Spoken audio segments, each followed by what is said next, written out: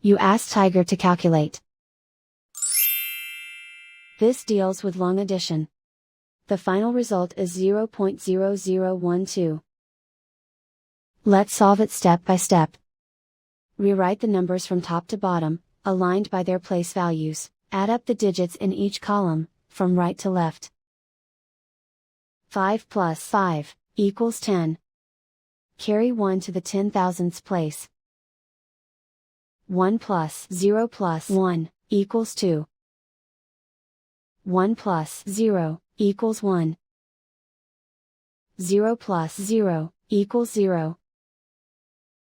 0 plus 0 equals 0. 0 plus 0 equals 0. And so the final result is 0.0012.